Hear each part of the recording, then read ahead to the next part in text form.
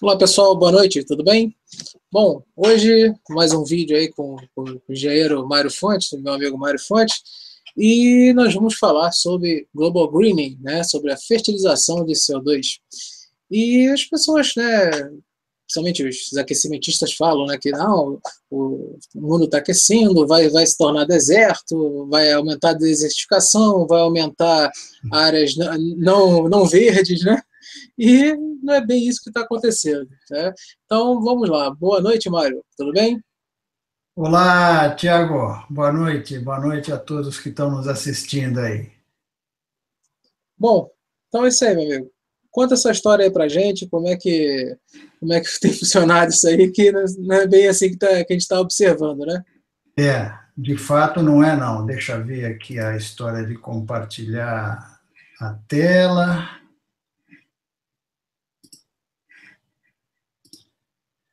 Vamos lá.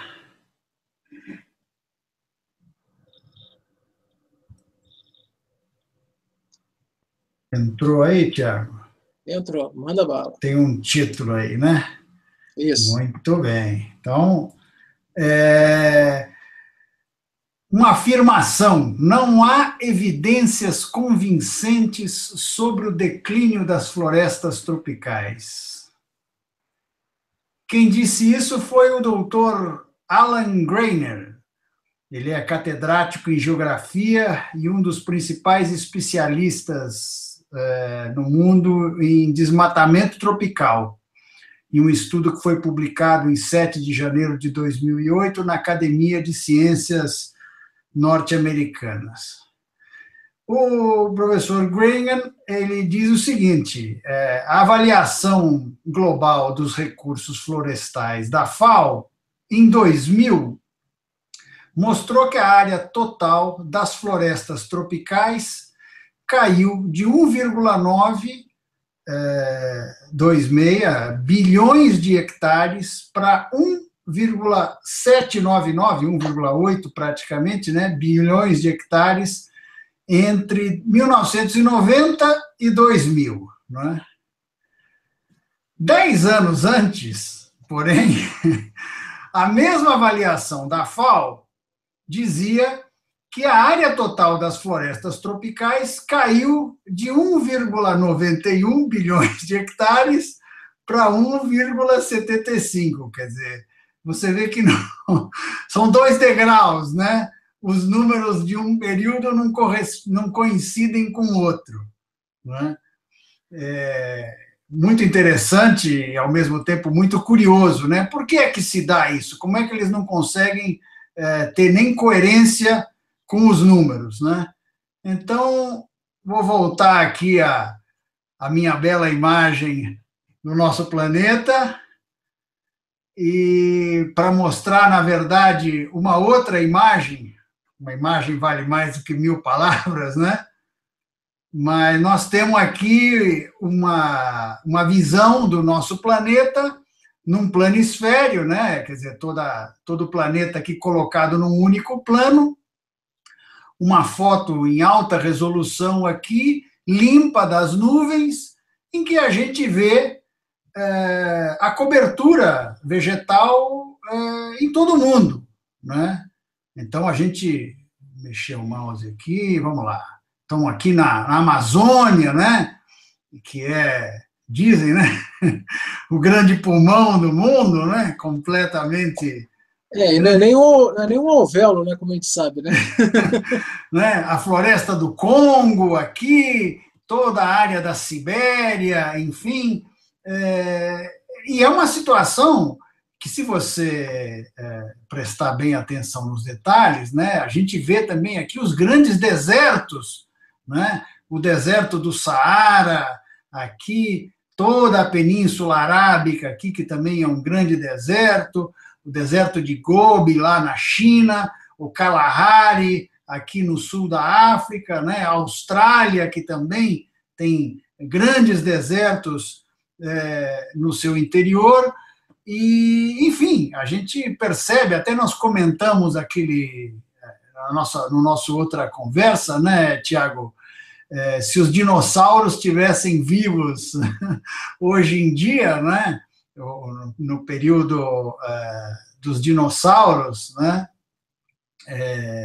havia quase 5 vezes mais dióxido de carbono do que há hoje na Terra, né? Vimos através de gráficos e tudo. E o que acontecia naquela época? O planeta dava suporte, a vegetação do planeta dava suporte àqueles animais enormes, né? A toda aquela vida exuberante que havia naquele período, né? No período Jurássico. E o que nós temos hoje? Já há milhões de anos, há pelo menos uns 20 milhões de anos para cá, é um período de inanição, né? O planeta está com muito pouco dióxido de carbono. E esse pequeno incremento que a gente tem experimentado aí ao longo desses últimos anos, né, dessas últimas décadas, dizem, tem contribuído para esse aumento. Eu vou falar um pouquinho, primeiro, sobre a nossa Amazônia aqui, porque eu publiquei, inclusive, no meu blog lá, um artigo que eu achei muito interessante, falando sobre a regeneração da Amazônia. A área considerada desmatada na Amazônia, ao longo da história, ela totalizaria mais de 73 milhões de hectares. Porém, estimativas feitas pelo Instituto Nacional de Pesquisas Espaciais, o INPE, a partir de imagens de satélites, mostraram que, em 2014, 48 milhões de hectares foram destinados às pastagens, 4,5 milhões de hectares a terras agrícolas, minerações, centros urbanos e áreas de uso misto somavam menos de 4 milhões de hectares. Quer dizer, o INPE mostrou que 1/4 da área oficialmente registrada como desmatada na Amazônia até 2014 contém, na verdade, uma cobertura vegetal. São 17 milhões de hectares de vegetação secundária, termo que define a vegetação que cresce nessas áreas desmatadas, né? Quer dizer, os números não batem, né? Eles fazem uma escrituração das áreas que foram desmatadas e esquecem que essa área volta, né? Se não ficar... Enfim, se você deixar ela quieta lá, ela volta e se regenera, né? E esses números mostram que isso não é considerado, né? Sim, exatamente. Olha, uma coisa que eu sempre falei, desculpa te interromper, é exatamente que a floresta ela tem os seus ciclos, né? Existe a própria destruição natural dela e a própria mata secundária que nasce depois. Então, realmente, e todos esses números de desmatamento que eles falam, eles não consideram a mata secundária, né? Isso realmente... A mata que se regenera, né? Isso. Esse trabalho, né, a magnitude dessa regeneração, que seria notável por si só, ela impressiona ainda mais quando colocada dentro do contexto. O INPE estima que houve um aumento na vegetação secundária de mais de 7 milhões de hectares em apenas uma década. O mais surpreendente disso tudo é que a regeneração ocorreu de forma praticamente invisível aos muitos olhos voltados à nossa Amazônia. Afinal, o que nós sabemos atualmente sobre a cobertura vegetal, sobre essa extensa cobertura vegetal nas áreas desmatadas? Quase nada. E quem disse isso foi a Clarissa Gandour. Ela é analista sênior do Climate Policy Initiative, o núcleo de avaliação de políticas climáticas da PUC-Rio, em artigo publicado no Valor Econômico em 24 de julho agora de 2017. Na Amazônia, chove em média 3.000 milímetros por ano, quer dizer, 3.000 litros por metro quadrado, né? Se a água não escorresse, ao longo de um ano, se acumulariam mais de 3 metros no mesmo local, né? Pelas chuvas do ano inteiro. E a temperatura média anual na Amazônia é em torno dos 27 graus, Com essa umidade, com essa temperatura, a vegetação local cresce com vigor impressionante, né? É interessante porque nós vamos ver a seguir, um mapa se sobrepõe ao outro, né? Que é um trabalho que fala que os desertos, né, as áreas desertas no planeta estão mais verdes pelo incremento de dióxido de carbono, né? O aumento dos níveis de dióxido de carbono na atmosfera tem ajudado o desenvolvimento da vegetação em geral, em todo o mundo, e principalmente nas regiões áridas, nos últimos 30 anos, através de um processo chamado Global Greening, ou fertilização de CO2, de acordo com uma pesquisa da Commonwealth Scientific and Industrial Research Organization, né, a CSIRO, CSIRO. Na Austrália, diz o pesquisador, né, vou aqui colocar entre aspas, né, então abre aspas, na Austrália, a vegetação nativa está soberbamente adaptada a sobreviver em ambientes áridos e, consequentemente, utiliza a água de forma muito eficiente, fecha aspas. Foi o que disse o Dr. Randall Donohue, que foi o pesquisador da CSIRO que fez esse trabalho, né, coordenou, na verdade, esse trabalho. O trabalho foi capaz de demonstrar o efeito da fertilização de dióxido de carbono utilizando modelagem matemática em conjunto com dados de satélites ajustados para tirar os efeitos observados de outras influências, tais como variações na precipitação, nas temperaturas, na quantidade de luz e no uso da terra. O efeito da fertilização pelo incremento de dióxido de carbono permite que uma folha, durante a fotossíntese, extraia mais carbono do ar ou perca menos água para o ar, ou ambos, né, num efeito combinado. Então, se o incremento de dióxido de carbono faz com que o uso da água na folhagem, na vegetação, seja mais eficiente, as plantas em ambientes áridos respondem aumentando o seu número total de folhas e tornam-se mais vigorosas. Essas mudanças na cobertura de folhas podem ser detectadas por satélite, especialmente nos desertos e nas savanas, onde a cobertura é menos completa do que em locais úmidos, de acordo com o pesquisador. O estudo foi publicado pela US Geophysical Research Letters, né?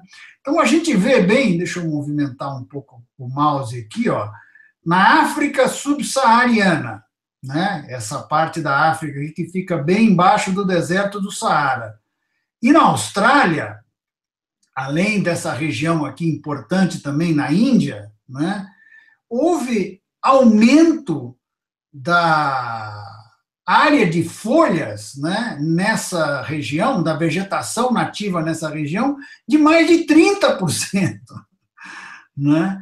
A gente observa, obviamente, que no mundo há regiões que sofreram decréscimo, né, que a vegetação, está fenecendo, se deteriorando. Mas, no geral, há um incremento positivo aqui da ordem dos 15%. Né? Tem um outro trabalho recente também que mostra que a África tornou-se mais verde nos últimos 20 anos. 36% do continente africano tornou-se mais verde, enquanto apenas 11% tornou-se menos verde devido à ação direta dos humanos nas áreas mais densamente povoadas.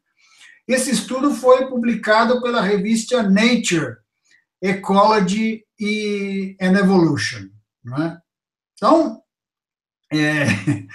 essa discussão que a gente escuta, né, Tiago, de que, enfim, né, o planeta vai se tornar um deserto, o que nós estamos vendo é exatamente o contrário. Talvez nem tanto, né, pelo incremento da precipitação, porque isso praticamente não foi observado, né, nesses últimos anos, mas principalmente por esse pequeno incremento do dióxido de carbono, do CO2 na atmosfera, que faz com que as plantas se tornem mais resilientes, mais vigorosas e, portanto, o que se vê como um saldo global, né, é um resultado positivo, né? De fato, o planeta está se tornando mais verde, né?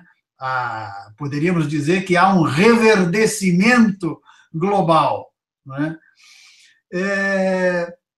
E como eu comentei com você um pouco antes da gente entrar no ar, né, o IPCC, quando publicou o quinto relatório, né, o seu quinto Assessment Report, né, o AR5, ele publicou no YouTube um trailer de menos de 2 minutos com uma síntese desse relatório. Eu ia colocar aqui, mas para a gente não ter problemas de direitos autorais, né, vocês podem procurar esse vídeo na internet. É um vídeo bem curtinho, mas no vídeo eles dizem o seguinte, né?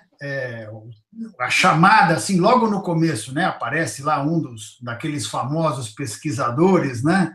E diz assim: a influência humana no sistema climático é clara, e se quisermos limitar as mudanças climáticas, precisamos reduzir a emissão dos gases de efeito estufa de maneira substancial e sustentável, né?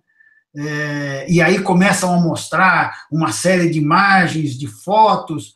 Eu guardei uma aqui, ó, essa que acho que vai ficar até o fim da nossa conversa aqui, você vai me ajudar depois. De acordo com a cartilha de Goebbels, né, que era o marqueteiro de Hitler, né, se você vê pela mensagem, né, uma mensagem simples e objetiva, né, uma mentira que, repetida inúmeras vezes, torna-se uma verdade, né? Vamos começar pelo começo, quer dizer, não tem nada claro em relação à influência das atividades humanas no sistema climático, senão o contrário, né? E a influência do Sol? E a influência das nuvens? E a interação entre esses dois fatores? E todos os demais? Ninguém, em sã consciência, deveria acreditar numa afirmação tão simplista quando se trata de um sistema tão complexo como o climático. E, no entanto, o que a gente vê é que a receita de Goebbels funciona, né? A previsão do tempo não acerta como se comportará o tempo depois de amanhã. E eles acham que são capazes de prever o tempo daqui 20, 50 ou 100 anos. Quer dizer, é uma piada, né? Os modelos climáticos em computador, da forma como têm sido manipulados, né, torturando lá os números, como diz o professor Molion, são um desperdício, né, uma brincadeira cara e inútil, pois o que se verifica é bem diferente do que já foi previsto. A variabilidade natural do tempo é enorme, e o que estamos observando não é extraordinário. O problema não está bem definido. Pode ser até que ele nem exista. E a solução proposta, a redução das emissões dos gases de efeito estufa, principalmente representados pelo dióxido de carbono, né, o CO2, não tem nenhum sentido, né?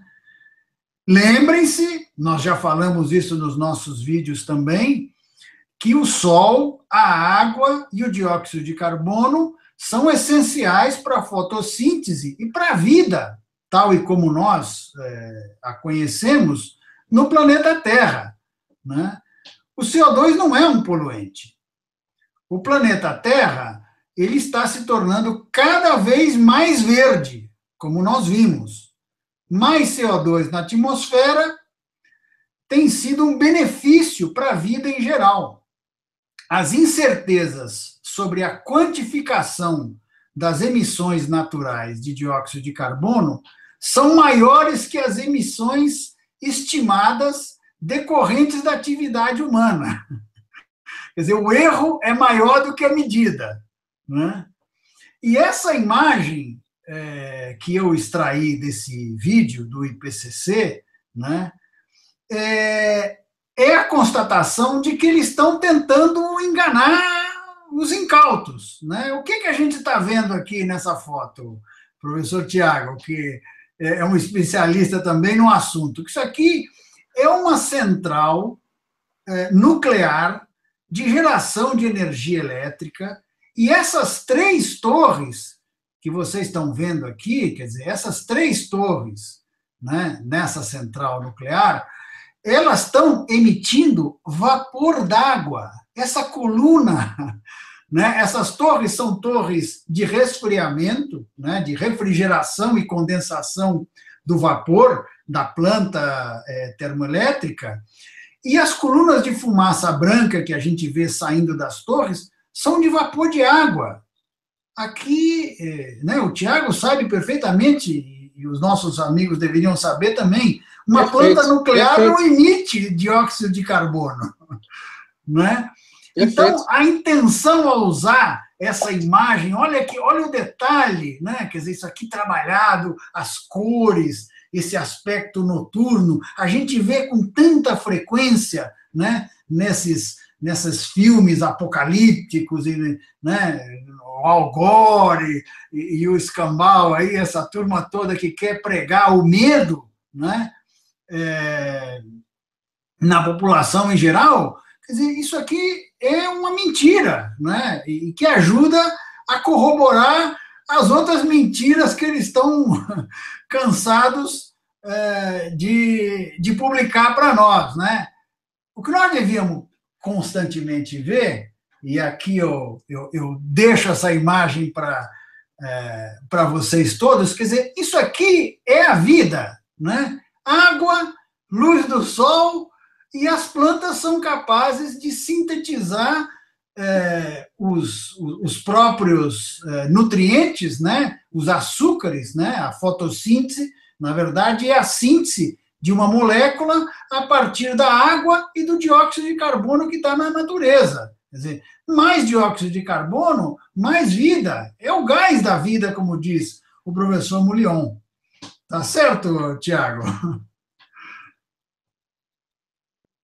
Sim, perfeito, perfeito. E uma coisa, né, que você falou muito bem sobre as centrais nucleares realmente elas não emitem CO2, mas o que acontece? Eles afirmam, né, que o problema da nuclear, né, seria o caso de acidente e tal, né, radiação. Acho que você entrar lá numa usina nuclear, você vai sair o homem radioativo, né, vai sair contaminando todo mundo, né, vai ter mutações, vai nascer um terceiro olho, né, então... né, aquelas besteiras que a gente está acostumado, né?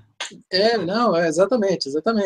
E o que acontece, na verdade, não é isso, né? As centrais nucleares são muito mais seguras do que qualquer termoelétrica, qualquer tipo de geração que nós temos aí, né? E voltando ao nosso assunto aí, Mário, a exploração sul foi perfeita, exatamente. E justamente que as pessoas pensam que a grande mídia realmente espalha, é que não, pô, tá aquecendo, vai virar deserto, né? O sertão vai haver uma desertificação, né? As áreas secas estão aumentando. Então, ou seja, a gente não observa isso, né, nos dados. Eu vou aproveitar aqui, Tiago, vou voltar aqui àquela imagem do planeta, porque a gente chama de planeta Terra um planeta que, na verdade, tem 79% de água, né? E 21% só de terra, né? Para fora d'água. Se eventualmente o planeta se aquecer, a gente não tem observado isso, né? Vamos frisar. Mas se eventualmente o planeta se aquecer, vai haver mais evaporação dos oceanos. Tá certo ou não? Sim, perfeito. Perfeito.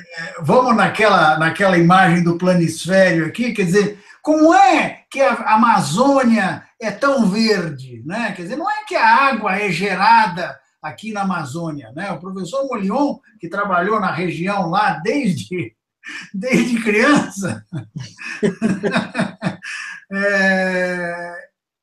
o que acontece aqui? Essa região recebe, aqui do Atlântico, né, ventos alísios que trazem a umidade do Oceano Atlântico. Essa umidade penetra no continente sul-americano aqui, chega até os Andes, e a Cordilheira dos Andes forma uma barreira. Essa umidade acaba saindo aqui, né?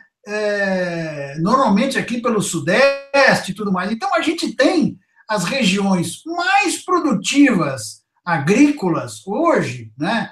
O alto ali da Chapada dos Guimarães, que a gente vê até, não estou exagerando, porque é o que a gente vê aqui, quer dizer, essa região de verde mais intenso aqui são áreas agrícolas, né? Essas áreas, elas são hoje as mais produtivas.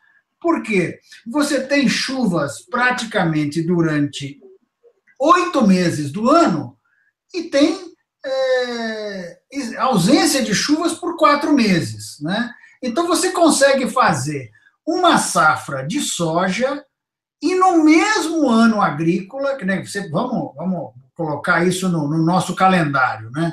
Talvez os que não estão familiarizados, a gente fala de ano agrícola, porque o ano para a agricultura começa em setembro, né? Em agosto, setembro, né? Que é quando começam, de fato, as primeiras chuvas da nossa primavera, né? Então, o ano agrícola começa em agosto, ou no início de setembro.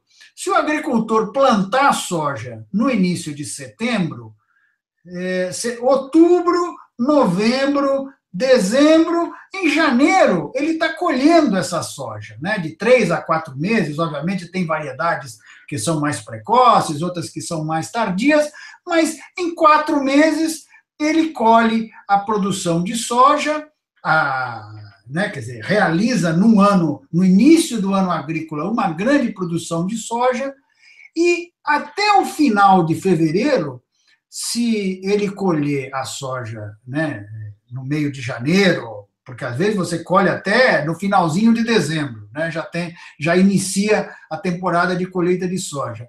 Ele tem chance de fazer um cultivo de milho em seguida ao cultivo da soja, que é o que a gente chama aqui de milho de safrinha, né? Então, você fez a safra com soja e a safrinha com milho, né? Então, no mesmo ano agrícola, você tem 2 grandes produções de 2 culturas que são importantíssimas para a nossa agropecuária, né? Então, nós produzimos soja, transformamos essa soja em farelo de soja, misturamos isso com milho e fazemos ração, né? Ração para frangos, para suínos, né? E uma série de outros animais que nós produzimos. O Brasil é o maior produtor e exportador mundial de carne de frango e é o 3º maior produtor e exportador mundial de carne de suíno, né? O mundo inteiro está comendo do que nós produzimos. E como é que nós produzimos aqui? Com esse ciclo fantástico, maravilhoso que a gente tem,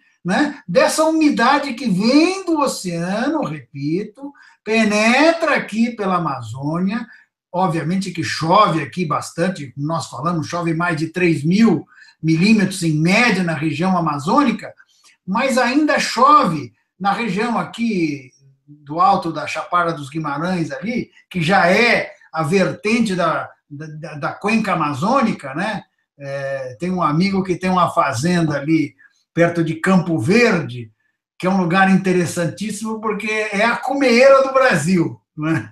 Ele tem num lado da fazenda um rio, que é o Rio Roncador, na verdade um afluente do Rio Roncador, que desce a Chapada dos Guimarães e vai em direção ao Pantanal, né? e um outro rio do outro canto da fazenda, que é um afluente do Rio das Mortes, né? Depois vai no Rio das Velhas e vai para a Bacia Amazônica. Então, o cara está na cumeira do Brasil, né? Metade da água vai para um lado, metade da água vai para o outro. E é esse vigor todo, né, dessa natureza exuberante, ajudado, como nós sabemos, né, Tiago, pelo esse pequeno incremento do dióxido de carbono, que tem feito com que a gente hoje esteja produzindo tanto alimento, né, que a gente se dá ao luxo de transformar parte do alimento em combustíveis, né? Nos Estados Unidos está se transformando milho, produzindo etanol a partir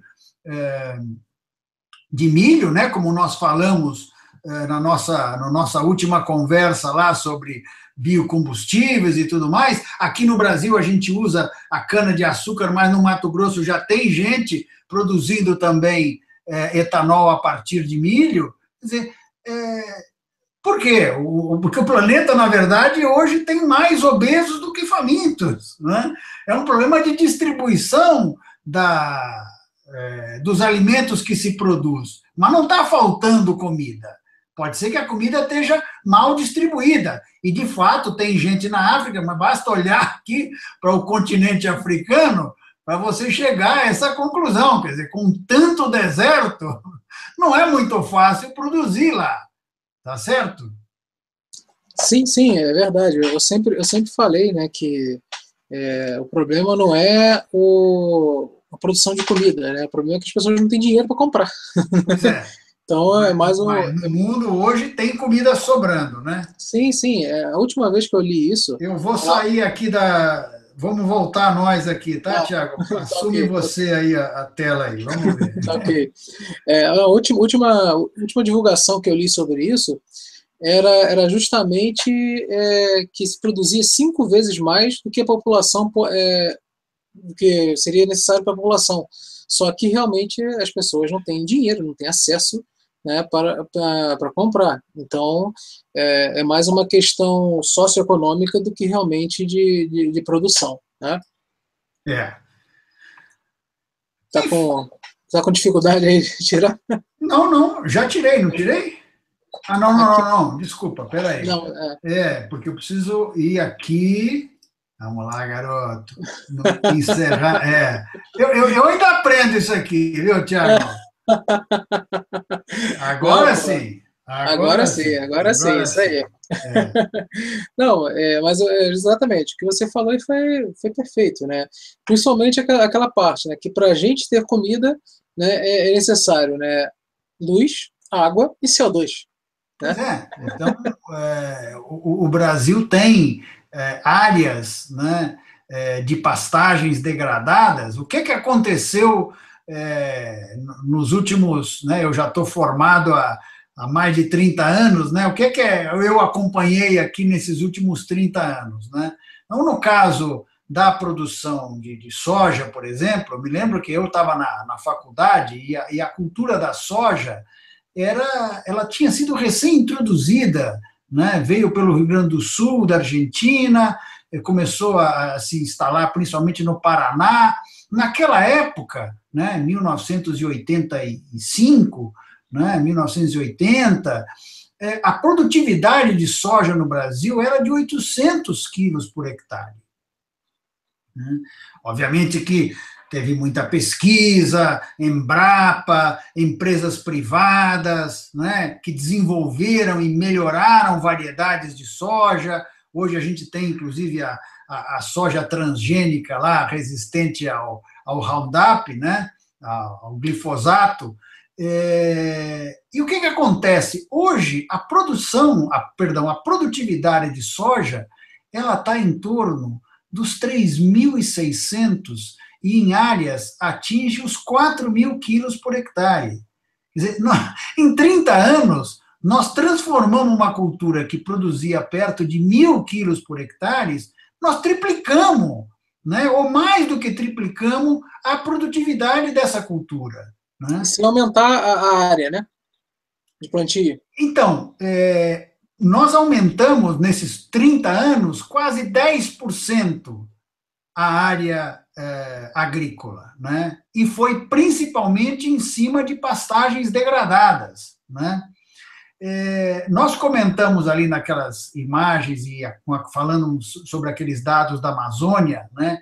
As tentativas de instalar o sistema de produção que nós conhecemos e que nós, enfim, utilizamos aqui no Sudeste, elas se mostraram infrutíferas na região amazônica. Então, bom, eu, né, quando eu estava na faculdade, os meus pais tinham uma fazenda perto de Terenos, né, no Mato Grosso do Sul, perto de Campo Grande, e nós tínhamos financiamento do governo brasileiro para desmatar, enlerar e formar pasto, né? Era um programa do governo brasileiro, Ministério da Agricultura, Banco do Brasil, os bancos privados, enfim, financiamento para que você ampliasse a área agrícola. E o que é que a gente verificou, né? Porque isso você constata facilmente hoje em áreas, né, como, por exemplo, no sul do Mato Grosso do Sul, a região de Dourados, que tem solos estruturados, solos férteis e tal, você continua fazendo agricultura, né? Há 150 anos, pelo menos, está se cultivando ali na região. O Mato Grosso é uma nova fronteira, né? E da mesma forma como nós fizemos no Mato Grosso do Sul, né, o governo ainda financiava o desmatamento, o enleiramento e a formação de novas pastagens, mas os solos mais pobres, sem o manejo adequado, as pastagens tornam-se improdutivas, né? E essas atividades, então, o que a gente tem hoje no Brasil são áreas extensas. Eu prometo que trago depois esses dados, Tiago, porque eu não tenho isso aqui comigo, em termos de porcentagem. Mas menos da metade da área que é dedicada à produção agrícola, né, ela produz mais do que o suficiente. Quer dizer, nós não precisamos mais desmatar absolutamente nada, né, porque tem regiões na Amazônia que, como eu estava dizendo, o nosso sistema de produção, não adianta você chegar lá, querer desmatar primeiro, porque a exuberância da vegetação é algo que você não acaba com ela, né? Quer dizer, não dá para tirar a madeira, enleirar como a gente fazia, né? Enleirar significa você varrer, né, aquela vegetação para um determinado local e ali manter um terreno um pouco mais limpo e tal, para produzir através de máquinas, enfim, né? Isso hoje em dia, você tem áreas de pastagens degradadas que você rapidamente converte essas áreas em áreas de produção agrícola, né? E a cultura da soja, as leguminosas em geral, né? O feijão, o grão de bico, a lentilha, acho que nós falamos até sobre isso, né? Elas são plantas que têm um negócio muito interessante, muito curioso. Nas raízes dessas plantas se desenvolve, em simbiose com a planta, uma bactéria que chama-se Rhizobium, e essa bactéria ela é capaz de fixar o nitrogênio do ar. Então, na cultura da soja, praticamente não é necessário adubar a cultura com nitrogênio. A planta é capaz de capturar o nitrogênio do ar. Nós temos 78%, né, de oxigênio no ar. De nitrogênio, perdão, de nitrogênio, e esse nitrogênio é fundamental para a síntese proteica, né? Todos os aminoácidos, enfim, têm átomos de nitrogênio. Quer dizer, esse é um elemento essencial. Quando a gente fala de adubação essencial, a gente fala em NPK porque o CO2, o C está na natureza.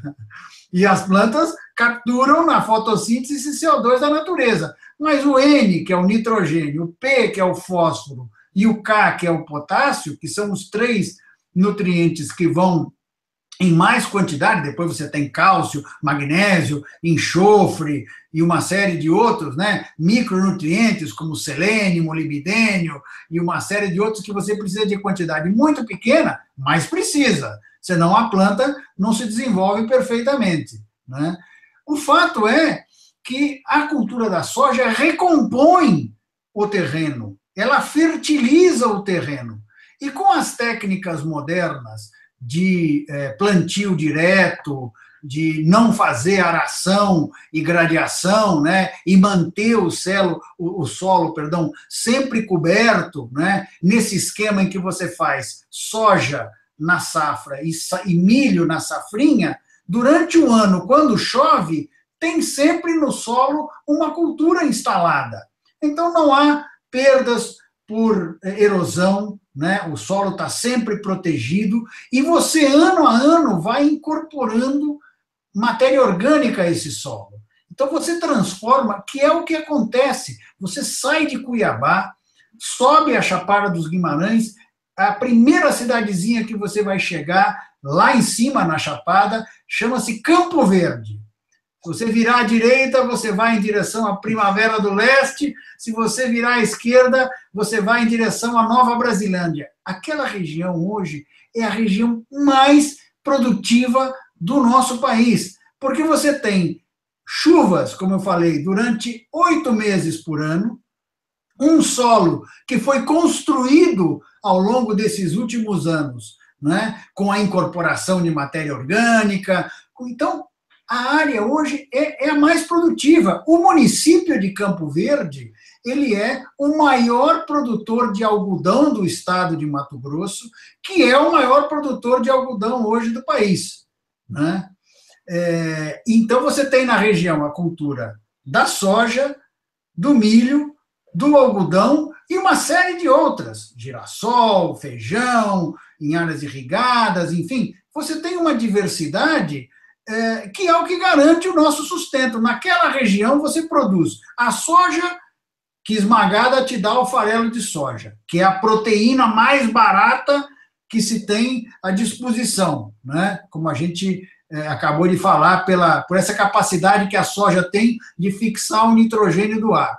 E misturado com o milho, você tem a ração mais barata do mundo. Por isso é que nós somos capazes de produzir e exportar frango como em nenhum outro lugar no mundo, né? O frango já é uma proteína animal, já é uma proteína enfim, com todos os aminoácidos e tal. Vocês sabem, né? A gente vive falando, a mistura do arroz e feijão é ideal. Por que é ideal? Porque no feijão faltam alguns aminoácidos essenciais e no arroz, a mistura dos dois, um complementa a carência do outro, né? Então, quando você come arroz misturado com feijão, você tem, em termos proteicos, né, um aporte de proteína de alto valor, porque as carências de aminoácidos essenciais de uma cultura ou de uma planta, você supre com a da outra, né,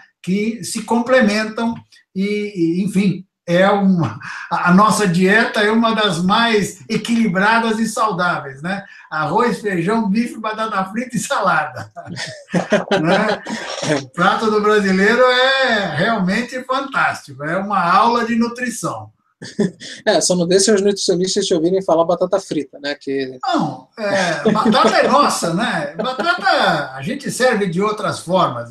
Batata frita é o que é típico, né? Você vai acho que é no Chile, né? No Chile, exatamente, em que eles têm...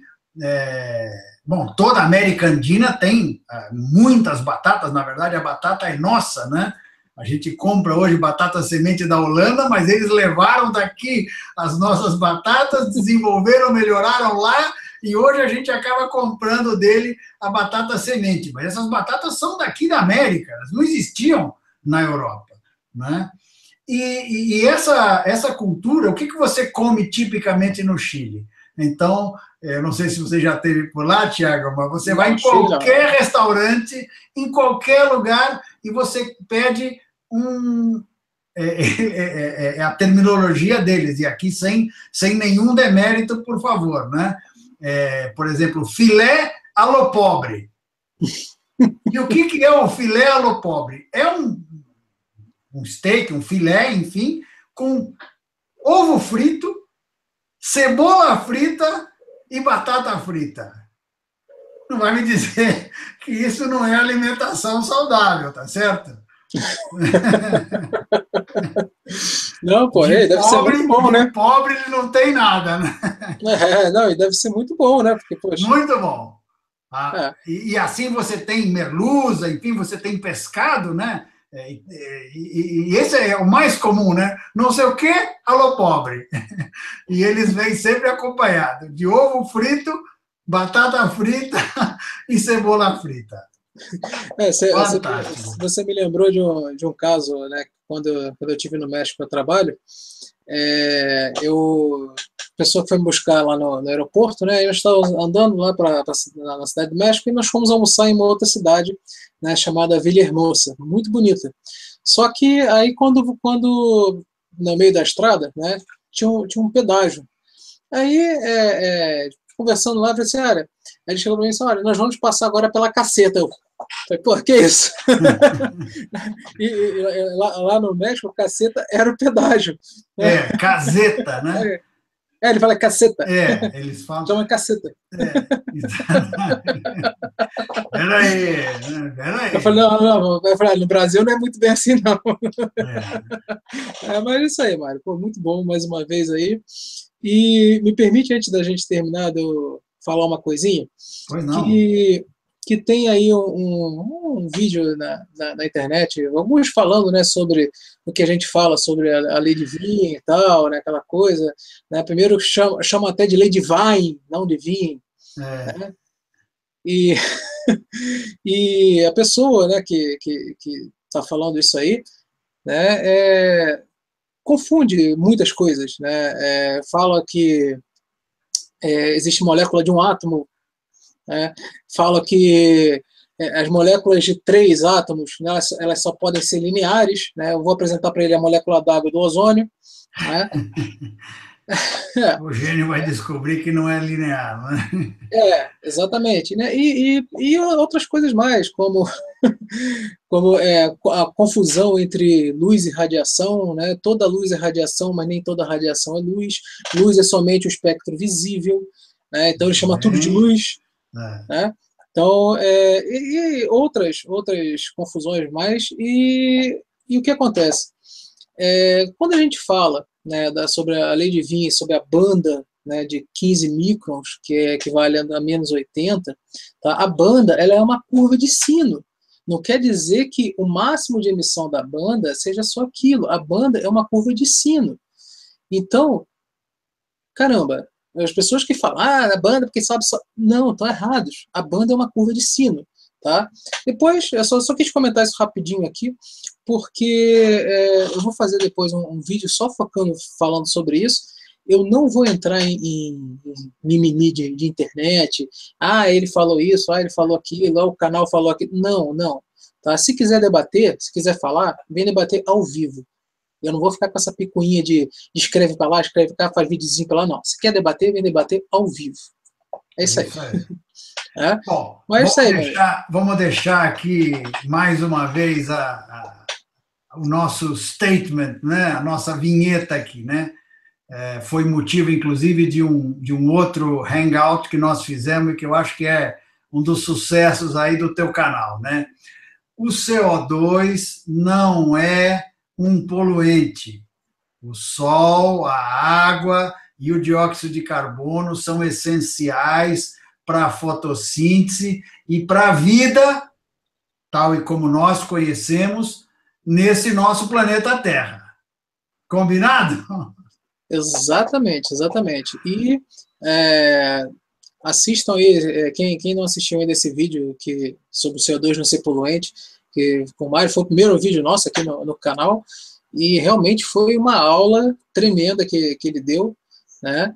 E então realmente vale a pena, né, ganhar esse conhecimento lá, que foi um vídeo fantástico, é um dos mais assistidos no meu canal, realmente.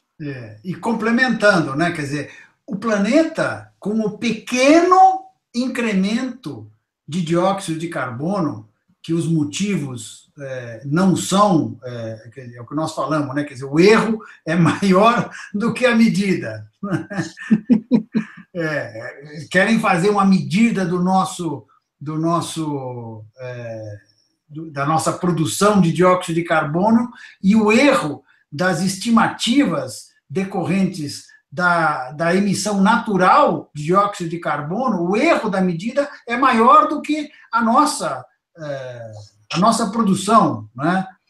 Mas, enfim, o planeta está se tornando mais verde com esse pequeno incremento do CO2 na atmosfera, né? Isso tem sido um benefício para a vida, né?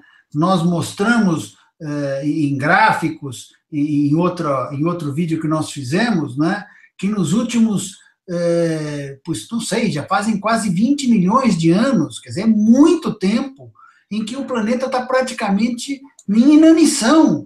Os níveis de dióxido de carbono, que já foram muito mais altos, 10 vezes mais do que o que nós temos hoje, 5 vezes mais do que o que nós temos hoje, né? Eles permanecem nessa faixa aí dos 300, 250 ppm, o que está praticamente matando o planeta de inanição, né? Nós vimos aquelas extensões de deserto, né? E para não ser repetitivo, né? Se os dinossauros estivessem vivos hoje, eles comeriam toda a vegetação do planeta em pouquíssimos meses, né?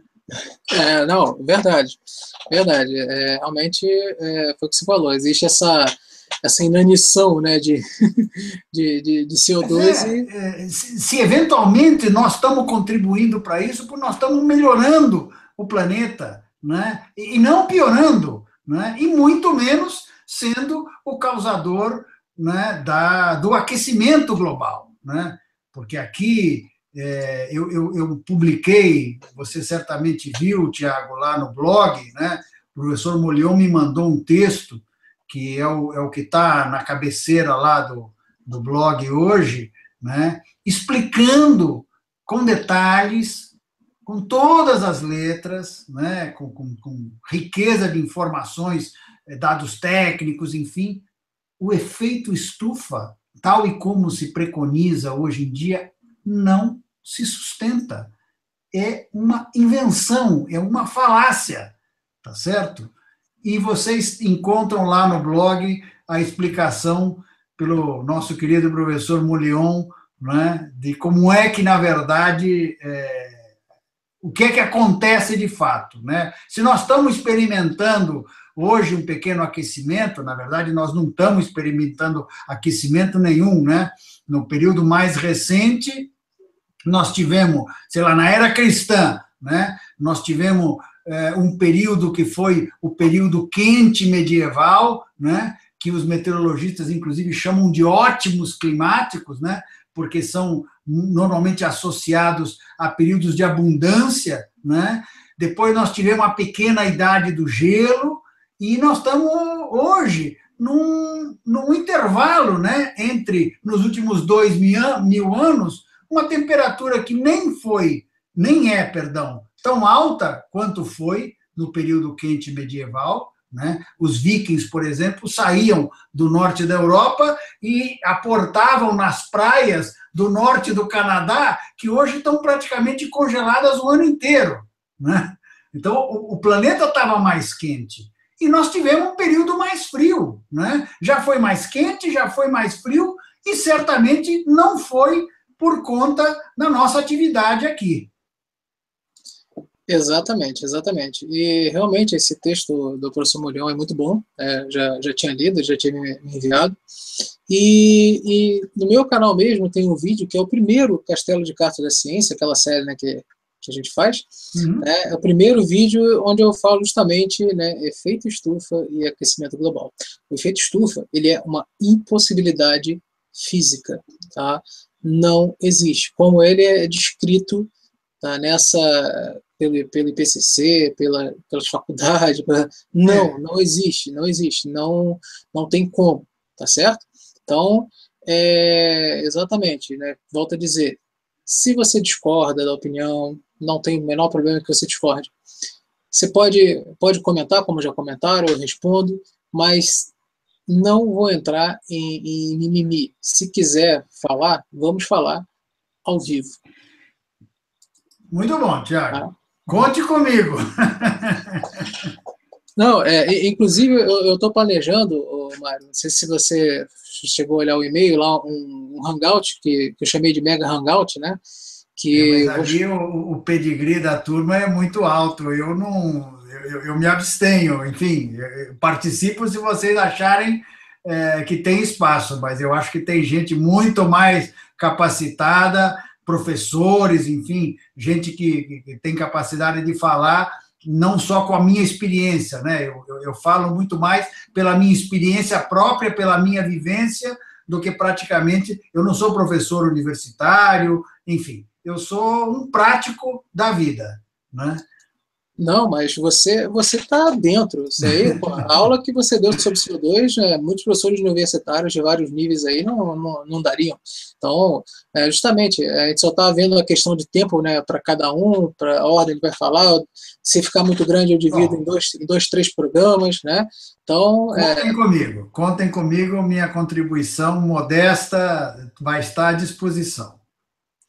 Sim, muito obrigado. Até porque eu quero fazer de forma como se fosse um pequeno documentário, né? Estou falando aqui ao vivo, abertamente. Agora eu tenho tá cadastrado aqui. Agora eu tenho que convencer todo mundo a falar. Esse é problema seu.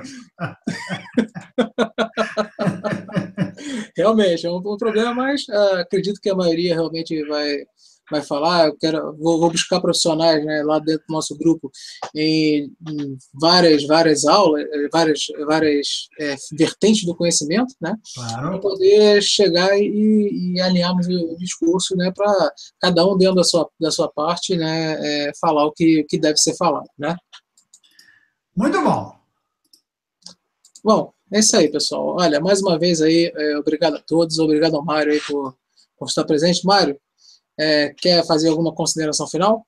Não, acho que tenho dito, né? O dióxido de carbono é a base da nossa vida, né? O que nós entendemos por vida aqui nesse planeta, né?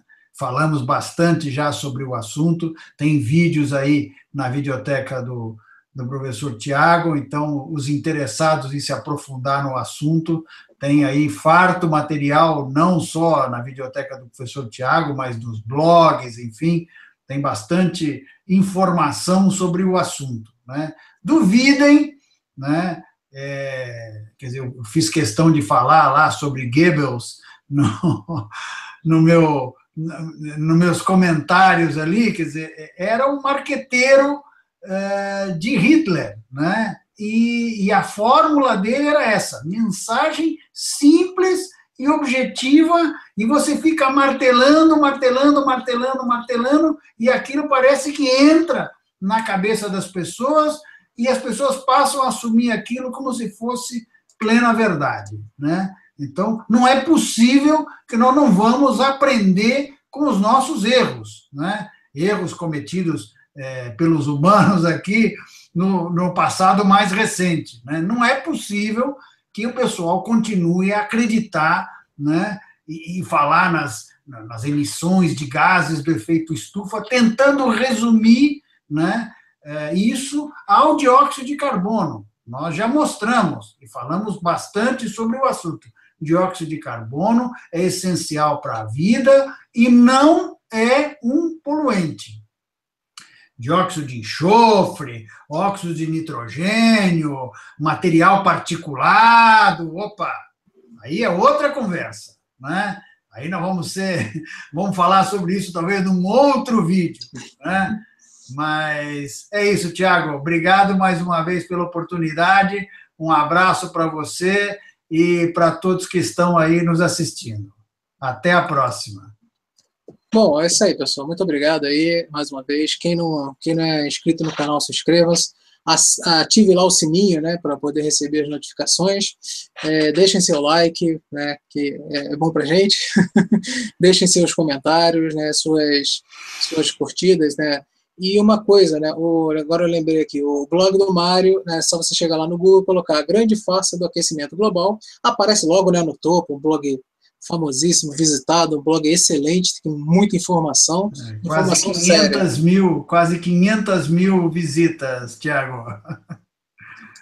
Nossa, é muito bom. Eu já fiz várias visitas, né? Pode botar várias dessas aí na minha conta, né? Mas é isso Claro. aí. Mas é isso aí, pessoal. Então, muito obrigado por vocês estarem nos assistindo. Obrigado pelos comentários aí. Eu respondi a maioria aqui via chat mesmo. Mas isso aí, continue participando, que o canal continua crescendo, cada vez mais vou trazendo mais especialistas e de temas variados. A minha questão não é ficar somente em aquecimento global, que o canal não é sobre aquecimento global.